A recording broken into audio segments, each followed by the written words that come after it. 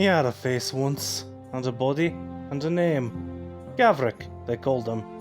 Gav dreamt of one day opening a tavern, a warm haven for weary travellers to rest and swap tales of adventure.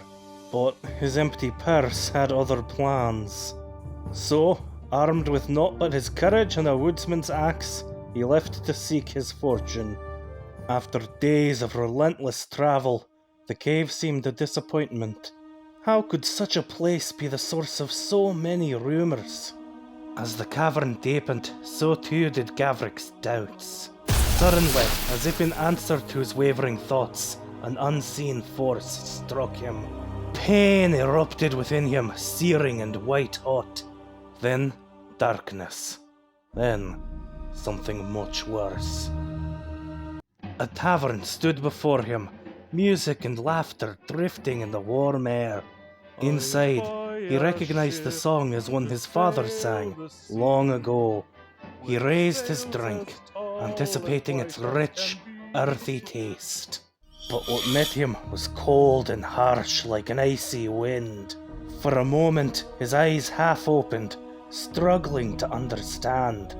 Then, invisible strings coiled around him, his body no longer obeying his will.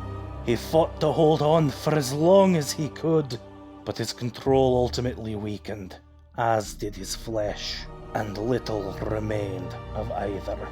He dealt with the odd intruder as commanded, then spent years in darkness, silently patrolling, until a strange light disrupted his routine.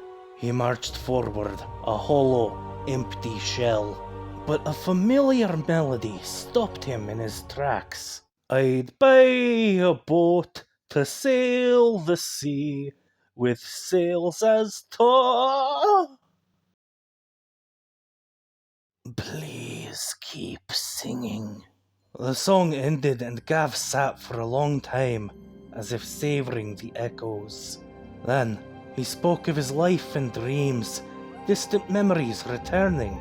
But when his story drew nearer his present, the full horror of his circumstances hit him. He rose, driven by a sudden, overpowering need. He had to guide his new friend to safety. He almost made it, too. Dark words coiled in the air. Then Gav was again ensnared. He turned, all traces of friendship replaced by ancient malice. He gripped his axe, poised to strike. But just as his swing began its downward arc, he let go. I slashed, expecting to meet his blade. Too late, I recognized his sacrifice. Without his minion, or the element of surprise, that necromancer wasn't much of a fight. And the rumours of gold were true.